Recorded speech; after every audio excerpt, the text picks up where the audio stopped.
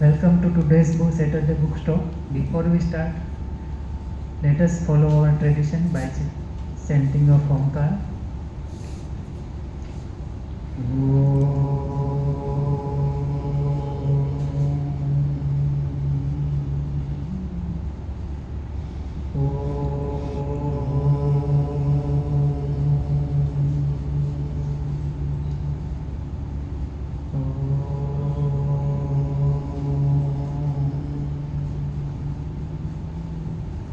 Good afternoon and welcome to Saturday Book Talk.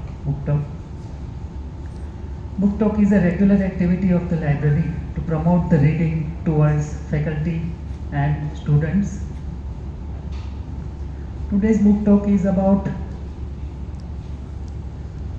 Dune trilogy and to be presented by Dr. Nishant Gopalan sir. Dr. Nishant sir is coordinating Atmiya Yuva Center at our campus, and though I would like to introduce him as a reader because he has a deep interest in the reading and he is actively reading the various books. So I would like to invite Nishant sir to start your session. Welcome sir. Thank the ones who are sitting here, even though it's in small number. मैं ये नहीं सोच रहा था कि यहाँ पर बहुत सारे जन आएंगे because the kind of talks and the kind of books that I read वो थोड़े हटके होते हैं. जिस तरीके से मैं उसे इंटरप्रेट भी करता हूँ थोड़े हटके होते हैं.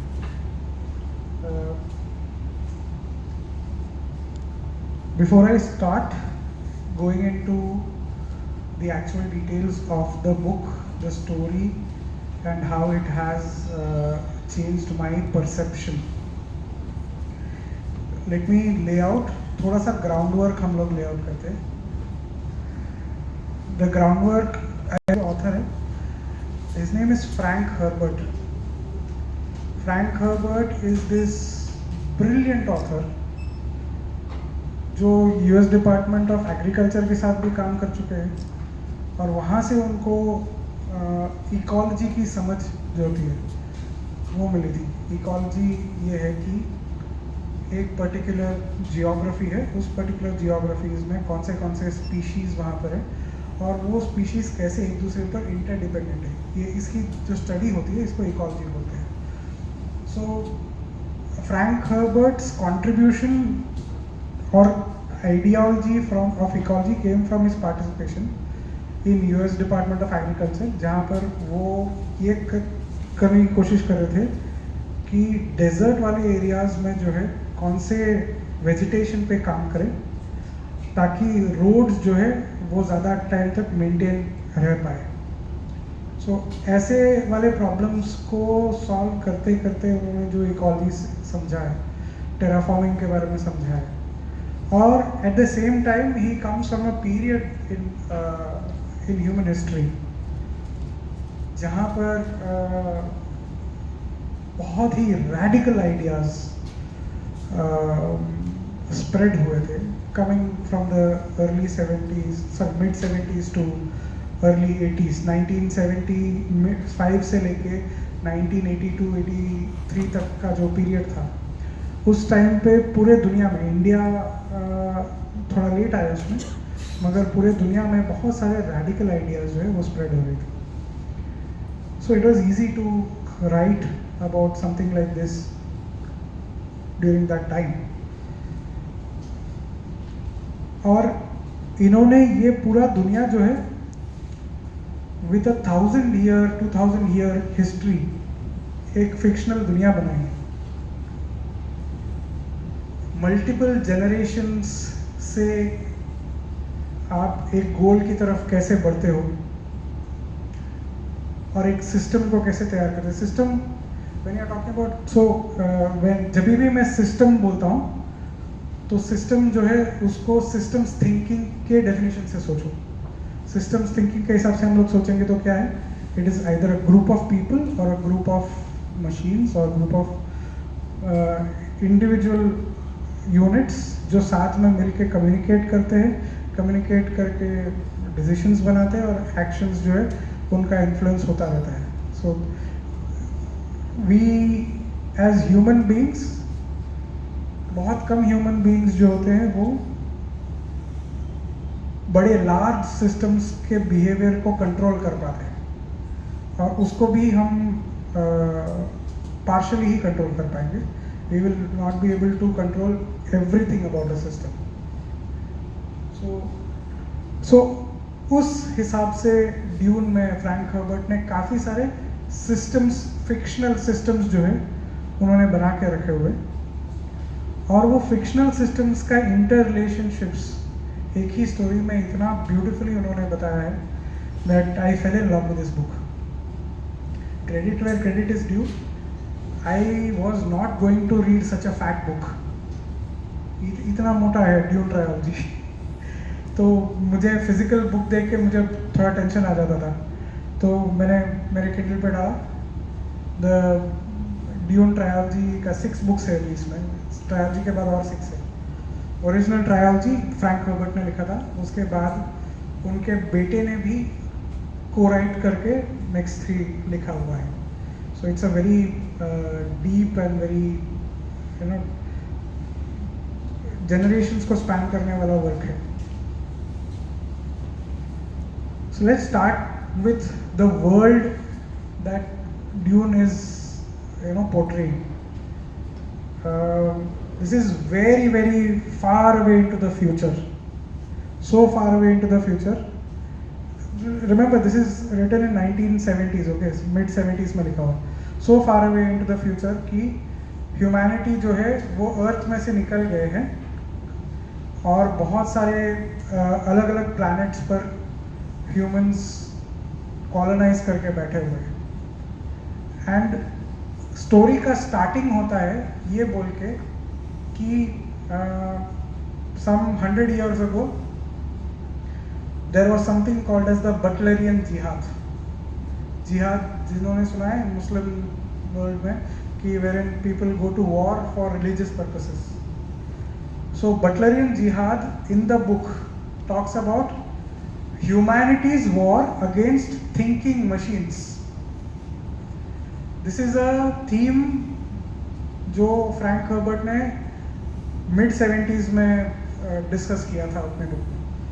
तो ह्यूमैनिटी जो है वो कुछ 300-400 साल पहले मशीन्स के साथ वॉर में गई, और वो वॉर का नतीजा है अब का सोसाइटी का स्ट्रक्चर.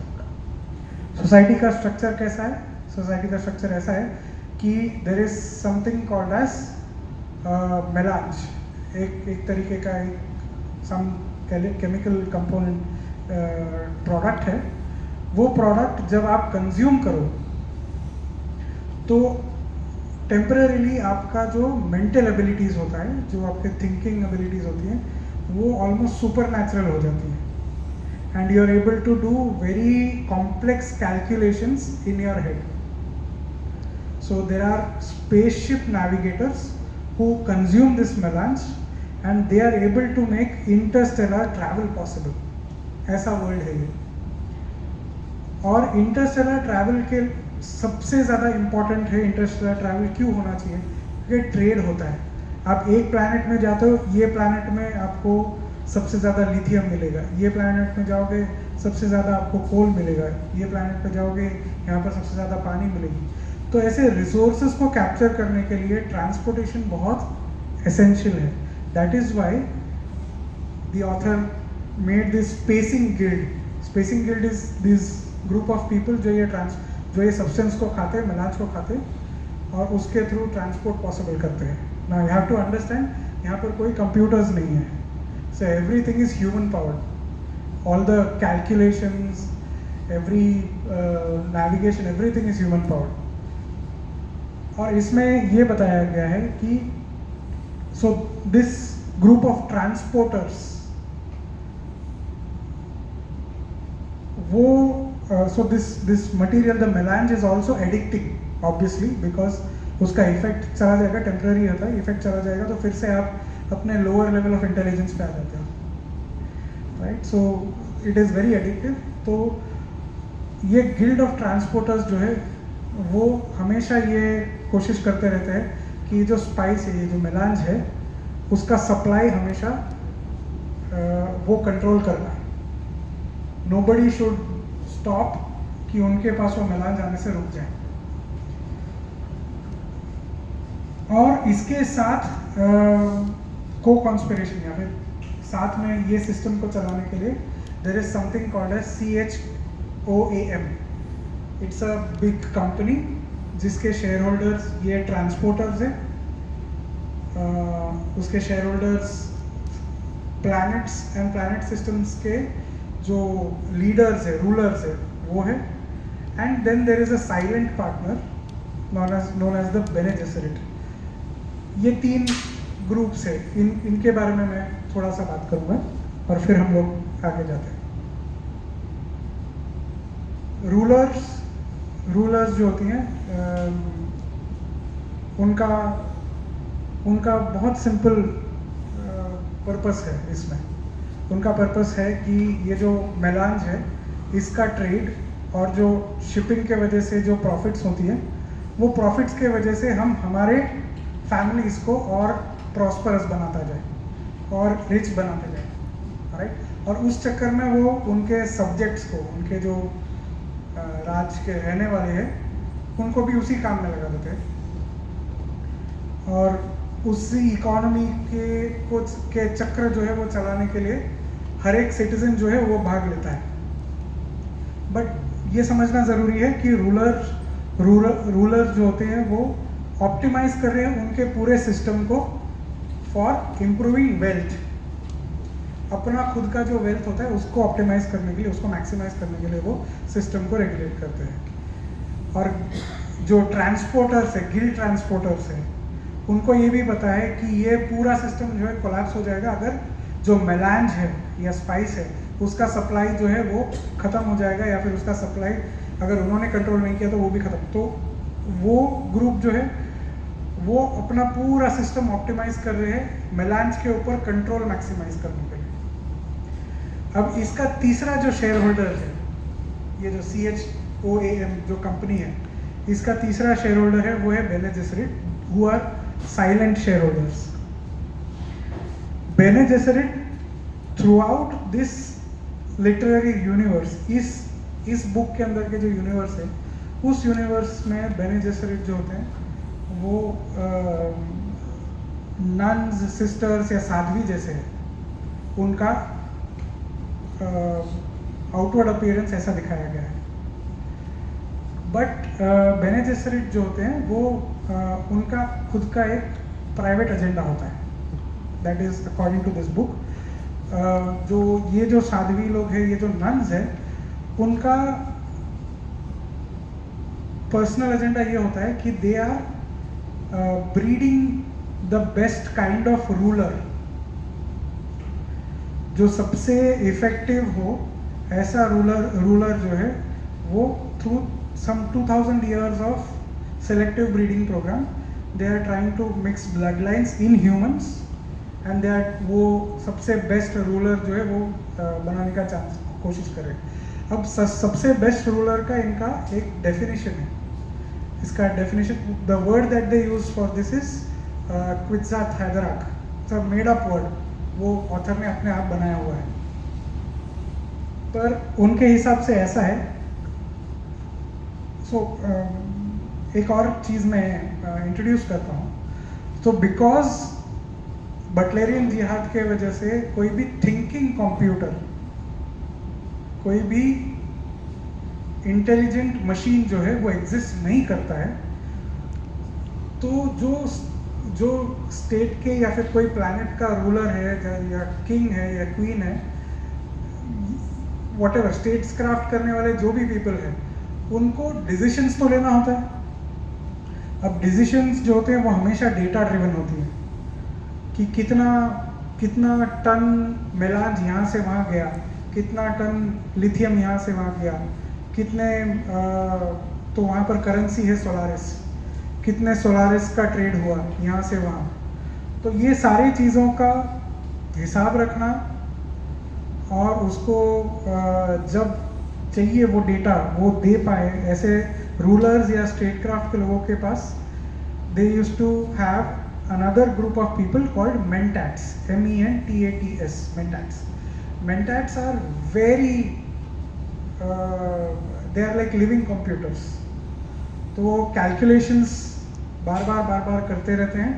अगर उनको किसी ने पूछा कि you know how much money would it take for me to travel from here to here, और वहाँ पर कितने लोग हैं जो ये खरीदेंगे, पर यूनिट कॉस्ट कितना होगा, ओके इतना होगा, ओके तो हम प्रॉफिट कितना बना पाएंगे, इतना बना पाएंगे, ओके कितने लोग are going to get affected by this war, okay इतने लोग हैं, पॉपुलेशन कितना रह जाएगा, इतना रह जाएगा, ओके ठीक है, तो इतने पॉपुलेशन में क्या हम इतना ये वाला ट्रेडिंग यूनिट शुरू कर पाएंगे, नहीं कर पाएंगे। सो ये सारे कैलकुलेशंस और ये सारे डिसीजंस जो है वो मेंटैट्स करते थे, और वो मेंटैट्स बताते थे अपने रूलर के साथ। हर एक रूलर के साथ एक बेने जेसेरिट, एक साध्वी रहती थी और एक मेंटैट रहता था।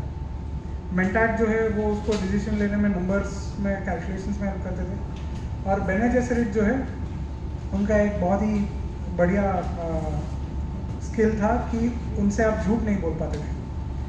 दे हैड दिस प्रॉपर्टी कि जिससे वो आपको मैनिपुलेट कर सकते हैं, आपको बोल सकते हैं ये करना है, आपको यही करना होगा। It's called the skill is called the voice, ऐसे वो बोलते। और उस तरीके से वो लोग उनके सामने झूठ नहीं बोल पाते थे। तो एक राजा के लिए या फिर एक person who is ruling a country, कोई मुझे आके झूठ नहीं बोल सकता, ये एबिलिटी बहुत बहुत वैल्यूबल होती है। तो इसीलिए बेने जेसेरिट जो होते हैं वो हमेशा सीट ऑफ पावर के बाजू में बैठते थे। तो विच was why Bene Gesserits became so important in this series. और बेने जेसेरिट का उनका खुद का एक एजेंडा था। जैसे हमने देखा कि ट्रांसपोर्टर्स का एजेंडा था कि वो मिलान्स को मोनोपोलाइज करना चाहते हैं, रूलर्स का एजेंडा था कि वो सबसे ज़्यादा पैसे कमाना चाहते हैं, ऑप्टिमाइज करना चाहते हैं। बेने जेसेरिट का एजेंडा था कि सबसे बेस्ट वो रूलर को ब्रीड करके उसे थ्रोन पर बिठा सके। So the way the Bene Gesserit did this is they would, so जो क्वीन के साथ द किंग के साथ जो बेने जेसेरिट्स बैठते थे, they would whisper into the years of the king कि इस दिशा में जाना है, उस दिशा में जाना है, आपको ये रानी नहीं ये रानी लेनी है।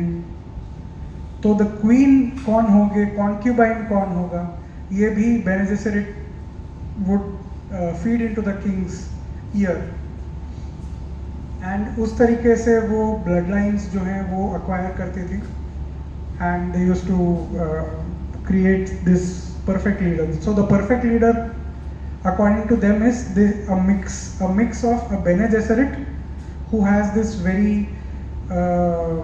innate ability of making people do what they want to do, and a person who has mentat capabilities. So mentat और Bene Gesserit का mix जो होगा perfect, वो उनके हिसाब से सबसे बेस्ट रूलर की तरह कहलाएंगे। So that was their goal. So ये तीनों इंस्टीट्यूशंस, रूलर्स का इंस्टीट्यूशन, बेने जेसेरिट्स का इंस्टीट्यूशन और जो ट्रांसपोर्टर्स हैं उनका इंस्टीट्यूशन, ये तीनों सिस्टम्स अपने अपने ऑप्टिमाइजेशंस को अटेन करने के लिए काम करते रहती है। और इसके बीच में there is one guy over here, this person who is there on the cover of the book, his name is Paul Atreides. शायद किसी ने ड्यून मूवी देखा रहेगा तो उसमें पता चलेगा कि ये सेंट्रल कैरेक्टर है इस मूवी का। एंड बेने जेसेरिट को लगता है कि उनको एग्जैक्टली पता रहेगा कि कब ये परफेक्ट रूलर बॉर्न होगा, क्योंकि वो कंट्रोल कर रहे हैं कब बॉर्न होगा। But apparently one of the rulers का बेटा है Paul Atreides, he achieves the mix of having both the mentat capabilities and the Bene Gesserit capabilities of the voice and everything. So he almost became the most suitable ruler के लिए वो genetically तैयार था, ऐसा है। And उसका जो journey है, पॉल एट्रीडीज का जो जर्नी है, how he is even the बेने जेसेरेट and every other royal family tries to kill him, but he survives and ends up ruling over vast majority of the planets. वो कहानी जो है वो ड्यून ट्रायोलॉजी के पहले 2 बुक में है।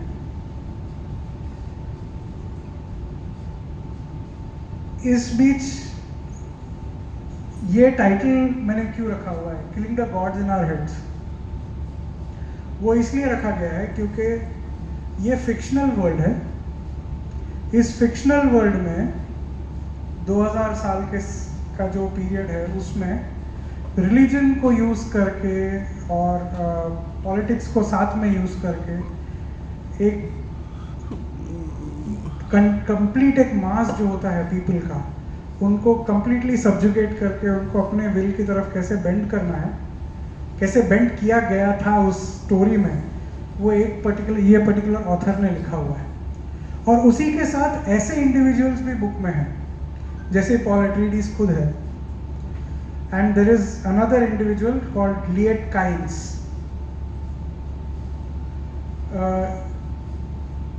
ये 2 इंडिविजुअल्स इस बुक में ऐसे हैं जिन्होंने यहाँ पर जो रिलीजन एग्जिस्ट करते थे, बहुत ही अजीब रिलीजन है यहाँ पर। So there is throughout the universe in this book there is something called as Orange Catholic Bible, OCB करके बताया गया, which is the most common religion in the universe, ऐसे बताया गया। और द फनी पार्ट इज कि आप वो OCB का, ये ऑथर बहुत ही ज़्यादा थरो है, वो OCB का ओरिजिन्स के बारे में भी उसने अपेंडिक्स बना के रखा है कि ऑरेंज कैथलिक बाइबल जो है वो कैसे बना, उसमें क्या क्या प्रिसेप्ट्स है और उसमें किस तरीके से लोग कौन से वर्ड्स यूज़ करते हैं, वो सारा कुछ ये ऑथर ने अलग अपेंडिक्स बना के रखा है उसके लिए। सो ऑरेंज कैथलिक बाइबल अगर आप पढ़ोगे, it is the word that they use for the beginnings of the orange Catholic Bible is called as Zensunnism. अगर हम लोग आज के वर्ल्ड में, रियल वर्ल्ड में हम लोग बात करें तो it is a combination of Zenism and Sunnism. Sunnism is a form of Islam. तो ये ऑथर इतना ब्रिलियंट है कि इसने जो सबसे पोलर ऑपोजिट्स जो होती हैं वो रिलीजन्स को उसने एक साथ जोड़कर OCB बनाया हुआ है, ऑरेंज कैथलिक बनाया हुआ है, कि एक है the Sunni Islam and one is Zenism, which is a very loose sort of Buddhist philosophy वाला एक मूवमेंट है। तो उसको साथ में रखे इन्होंने यहाँ का रिलीजन बनाया और उसके थ्रू OCB को इवॉल्व किया हुआ है। तो ये OCB के जो ऑरेंज कैथलिक बाइबल के जो रिलीजन का जितने भी प्रिसेप्ट्स है, जितने भी उसके जो जैसे हाउ कैन आई प्रिसेप्ट्स कैसे बताऊँ, प्रिसेप्ट्स दूसरे लोगों को मारना नहीं होता है, दूसरे लोग, you are not suppose to steal from other people, you are not suppose to tell lies to other people, these are all precepts of most of the religions in our country. मतलब ये छोटे छोटे practices जो होती हैं जो इतने deeply एंग्रेन किया जाता है हर बच्चे में, हर माँ बाप में, उसको हम लोग प्रीसेप्ट्स बोलते हैं। तो वैसे ही ज़ेनसुनिज्म और ऑरेंज कैथलिक बाइबल के जो प्रीसेप्ट्स होते हैं उनको हाईजैक किया पॉल ने और काइंस ने, ये 2 इंडिविजुअल्स ने ऐसे हाईजैक किया और उन्होंने अपने गोल्स के लिए बहुत सारे लोगों को लगा दिया, बट गोल्स थोड़े अलग हैं। पॉल का गोल था कि उसके पिताजी को मार दिया गया है तो उसे he wanted to take his throne back. वो सिर्फ थ्रोन ही नहीं लेता है, वो नोन यूनिवर्स का गॉड एम्परर बन जाता है। That is how it is shown in the book. And Liet Kynes जो है वो एक दूसरा इंडिविजुअल है इसी बुक में। लिएट काइंस और पॉल दोनों ही यही प्लैनेट पर एग्जाइल्ड होते हैं। ये प्लैनेट पे पॉल को इसलिए रखा गया रहता है क्योंकि उसके कॉम्पिटिटर्स को क्योंकि पॉल को मारना है। And this planet that he is on is called Arrakis. It is a desert planet. पूरे प्लैनेट के सरफेस पे कहीं भी पानी नहीं है। और ये प्लैनेट सबसे पहले जब इस प्लैनेट के बारे में जो रूलर्स को पता चला था तो उन्होंने लिएट काइंस पैरगॉट काइंस जो है एक आदमी है, उसको भेजा समझने के लिए कि ये प्लैनेट कैसा है, इतना डेजर्ट वाला क्यों है, इस डेजर्ट वाले प्लैनेट में हम क्या क्रॉप उगा सकते हैं, कैसे इसको ग्रीन कर सकते हैं। तो टेराफॉर्मिंग के लिए काइंस को जो है भेजा गया था। और फिर पता चला कि ये जो मेलांज है जो सब कुछ को पावर करता है, पूरे सिस्टम को पावर करता है, वो मेलांज जो है वो यहाँ पर मिलता है, अरैकिस में मिलता है। ये प्लैनेट का सबसे वैल्यूएबल रिसोर्स जो है वो मेलांज जो है वो अरैकिस पे मिलता है। And they understood that controlling this is very essential. इसको हम जाने नहीं दे सकते। तो उन्होंने बोला कि नहीं, तो फिर ये लैंड को टेराफॉर्म नहीं करना है हमें, यहाँ पर झाड़ नहीं उगाने, जैसे वैसे ही रखो। सैंड में अगर मेलांज है तो मेलांज को हम लोग एक्सट्रैक्ट करेंगे, माइन करेंगे और इसको यूज़ करेंगे। एंड पॉल और काइंस दोनों यहाँ के लोगों के साथ रहने लगते हैं, दोनों अलग अलग जनरेशन में। काइंस करीबन 2 जनरेशन पहले आता है पॉल के, और पॉल कम्स लेटर। और ये प्लैनेट का हम एक बहुत डेलिकेट इकोसिस्टम देखते हैं जहाँ पर एक सैंड वर्म होता है, एक बहुत बड़ा एनिमल है। वो animal that animal can not bear water. उसको पानी, अगर आप उसको पानी वाले एनवायरनमेंट में रखो तो मर जाता है। And the people in the desert they worship this huge animal as a god. They call him Shai Hulud, the maker of the desert, ऐसा वो नाम बोलते हैं। ये एनिमल जो है वो ही सैंड को खाता है, सैंड में से ट्रैवल करता है, and its excretions turn out to be melange, the chemical that we are all so that is very valuable. Paul को पता चल जाता है कि मेलांज यहाँ पर है, उसे कंट्रोल करूँगा, सबको कंट्रोल कर पाऊँगा। लिएट काइंस को बेचते हैं, लिएट काइंस देखता है, सॉरी पैरगॉट काइंस फर्स्ट काइंस को बेचते हैं। उनको पता चल जाता है कि टेराफॉर्म करना जो है वो कोई छोटी बात नहीं है, तो पूरा प्लैनेट है, इसको मैं टेराफॉर्म पता नहीं कैसे कर पाऊँगा। और वहाँ पर कुछ लोग रहते हैं। This planet even though it is a completely desert planet, वहाँ पर जो है काफ़ी लोग रहते हैं। तो वो लोग कौन है? These people are called the Fremen, FREMEN, Fremen. इनका कल्चर जो ऑथर ने एक्सप्लेन किया है वो बहुत ही बढ़िया है। Everything is about saving water. तो आप सुबह उठते हो, आप नहाते नहीं हो, नो वाटर, राइट। आप यहाँ पर इफ़ यू से कि आप कैसे लोगों को ग्रीट कैसे करोगे, तो मैं बोलूँगा कि मैं हाथ मिलाऊंगा, मैं उनसे नमस्कार करूँगा, प्रसार करूँगा। यहाँ पर ग्रीटिंग का मेथड है कि आप उसकी तरफ आप थूक दो। एंड थूक देने का मतलब क्या है? I give you the water in my body. इस तरीके से जो है वो एक दूसरे को ग्रीट करते हैं। बहुत ही वाइल्ड इमेजिनेशन है इनका, और बहुत बढ़िया तरीके से इन्होंने बताया। उनका हर एक रिचुअल, कोई मर जाए तो रोना नहीं होता पानी बचाने के लिए, और अगर कोई मर गए तो उनका ज़्यादा टाइम तक शोक भी नहीं मनाते। So there is a phrase in the book, it says a man is free but his water belongs to his tribe. So every person who dies, उसका बॉडी में से जो वाटर है वो सक आउट कर लिया जाता है, और हर एक फ्रेमेन ट्राइब जो होता है वो केव्स में, अपने बंद केव्स में रहते हैं।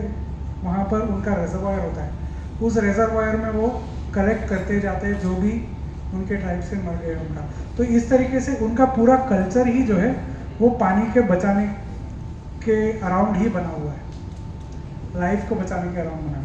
तो ये चीज़ें काइंस ने देखा, उसने समझा कि ये लोग ऐसे हैं, और उनको ये भी पता चला कि उनका रिलीजन बहुत ही टफ है। ऑफ कोर्स टफ होना ही पड़ेगा, क्योंकि रिलीजन अगर टफ नहीं रहेगा तो ऐसे हार्श कंडीशंस में वो रह नहीं पाएंगे। हमें थोड़ा सा यहाँ पर रियल लाइफ वर्ल्ड में हमें थोड़ा सा इसका एनालॉजी मिलता है कि ज्यूइज्म है, इस्लाम है, ये दोनों एक ही जगह से आए हैं। इवन क्रिश्चियनिटी, इब्राहिमिक रिलीजन्स जो है इन द रियल वर्ल्ड, ये सारे जो है वो मिडल ईस्ट के डेजर्ट कंट्रीज में से आए हैं। तो वहाँ पर इसके लिए आपको पता चलेगा कि ये तीनों रिलीजन्स जो है उसमें रैडिकलिज्म मतलब फ्री थॉट का आना बहुत उसको पनिश किया जाता है। तो वैसे ही कुछ समझो फ्रेमेन का रिलीजन है। आप कुछ नया करने का कोशिश करो तो आपको बहुत सोशल पनिशमेंट मिलेगा। तो उस तरीके से इस बुक में फ्रेमेन को दिखाया गया है। तो ऐसे लोगों के साथ ही काइंस और पॉल, ये दोनों के हाथ में यही रिसोर्सेस थे। कौन रिसोर्सेस? ये फ्रेमेन जो है वही। और पॉल को हासिल करना है अपना किंगडम। काइंस का सिर्फ एक ही ड्रीम था। काइंस का ड्रीम था कि अराकिस जो है वो फिर से हरा हो जाए, हरा हो जाए, वहाँ पर पानी आ जाए। थैंकफुली काइंस का ड्रीम और फ्रेमेन का ड्रीम जो है वो सिमिलर था।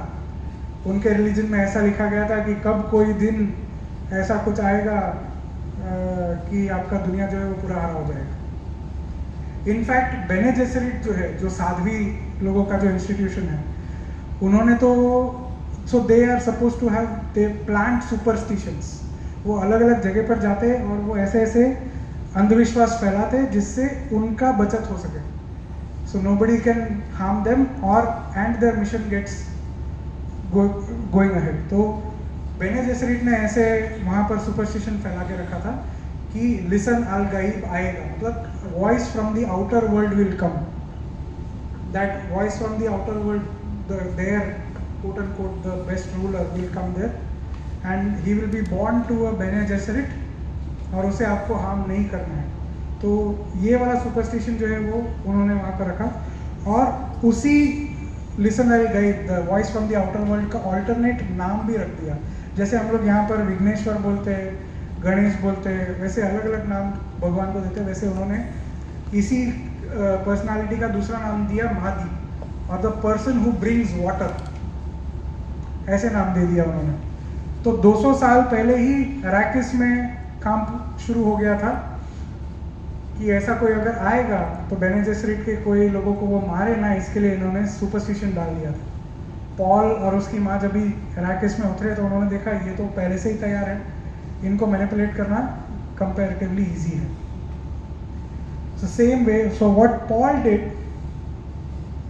Is he consumed melange and जो पॉसिबल फ्यूचर्स है कि आज ये इन्फ्लुएंस करूंगा डिसीजन, तो कौन सा पॉसिबल फ्यूचर होगा। बिहेवियर ऑफ द पीपल, जो हम लोग मॉडलिंग बोलते हैं, इसको एआई बोलते हैं या कुछ भी बोलो, जो अभी ह्यूमंस को पॉसिबल नहीं है, वो पॉल ने अपने हिसाब से कैलकुलेट किया और फिगर आउट किया कि मैं इस तरीके से जाऊंगा, then I will become the ruler. But वो बार बार जो है वो अपने रास्ते से हटता था, बिकॉज उसको ये भी दिखा था अगर मैं रूलर बन भी जाऊँ तो I will lead to a bigger जिहाद, bigger war.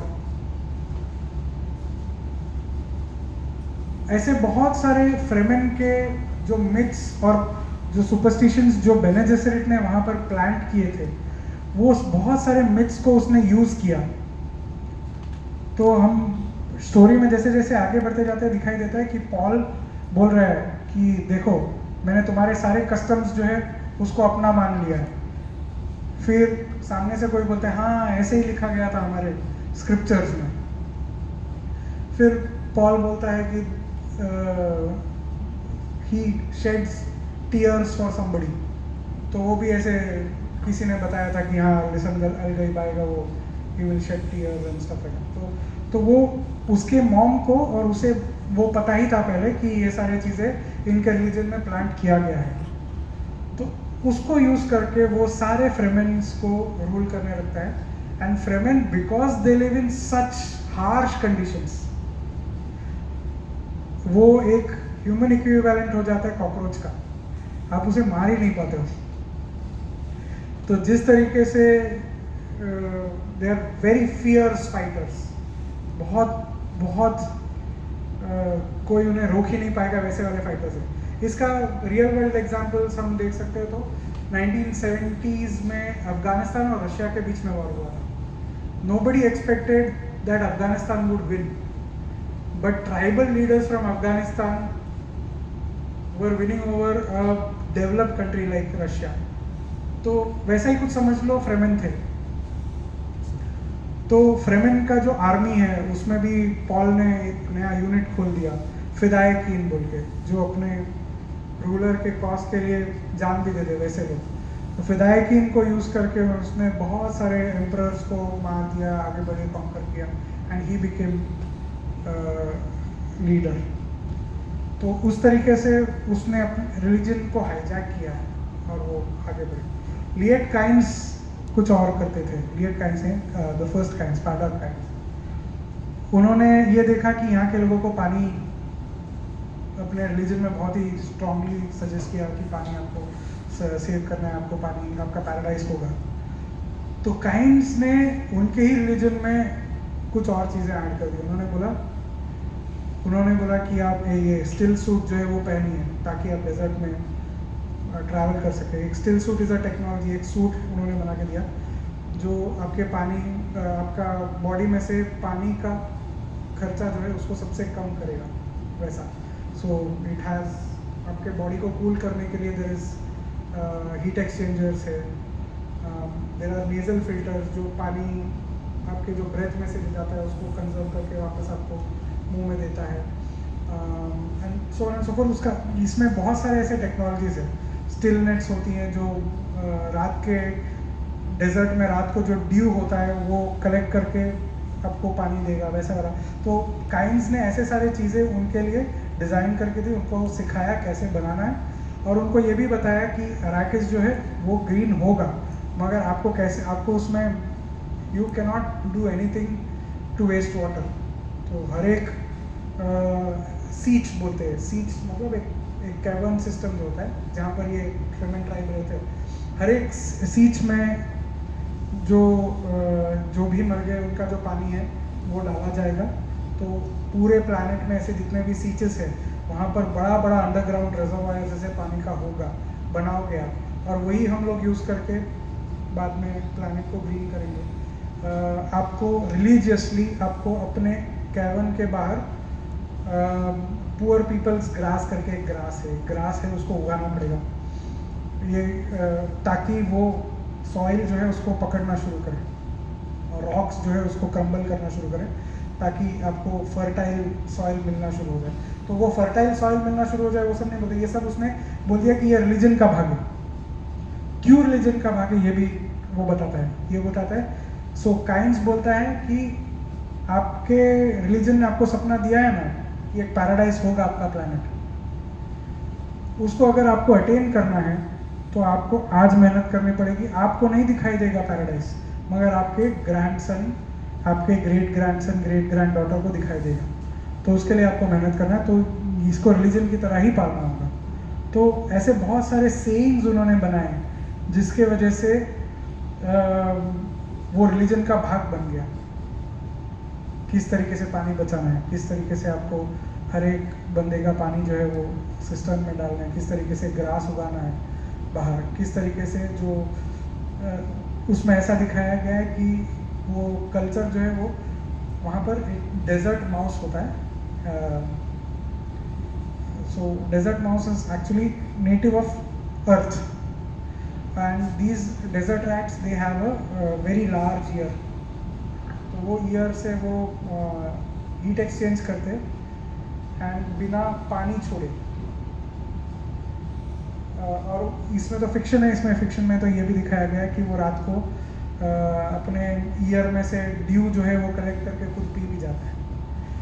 So the Fremen in this particular work of fiction, they also consider this mouse as a reverend, as a very holy animal.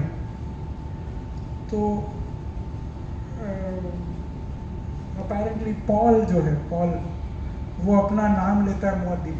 मुअद्दिब मतलब अगर आप फ्रेमन के culture में integrate होते हो तो आपको अपना खुद का नाम नया लेना होता है. तो उसने जो नाम लिया वो नाम ही लिया ये छोटे चूहे का. So we see how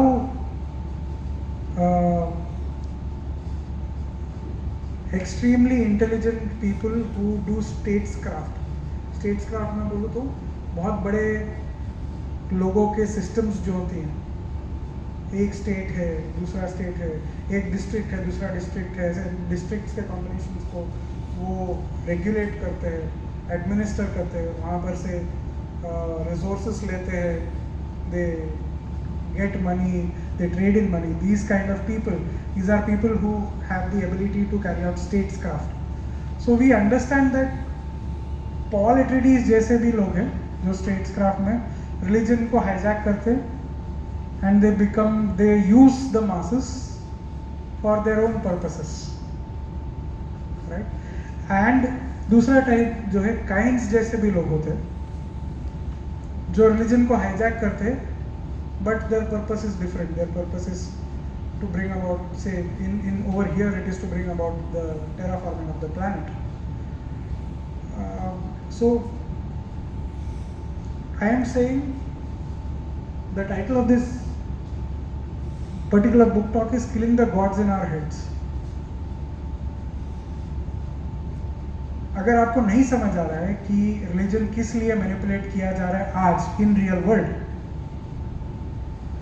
so the best way to escape out of the system or to stay out of the system is to kill the gods in your head. इसका पैरेलल मैं आपको भगत सिंह के लास्ट एसे के through बताता हूँ. भगत सिंह का last एसे जो है वो that talks about his essay is why I am an atheist. उनका उसमें सबसे प्रोफाउंड लाइन ये जो है वो ये है कि अगर आपको प्रोग्रेस चाहते हो, if you are the one who has to bring progress, then you will have to stand against the ideas that are currently being followed. And उसने ये भी बताया है उसमें कि clergyman in what you would say, people who call themselves holy and politicians have always, or people who carry out statescraft, ये हमेशा जो है मिल के जब साथ में आती है तो बहुत ही पावरफुल नेक्सस बनता है. भगत सिंह ये बोल रहे हैं, और ये पावरफुल नेक्सस जो है वो लोगों को आप जैसे सोच रहे हो वैसे ही सोचते रहें, इसके लिए रीइंफोर्स किया जाता है. सो भगत सिंह सेज कि मैं जब भी लास्ट दिन अपने लास्ट डेज में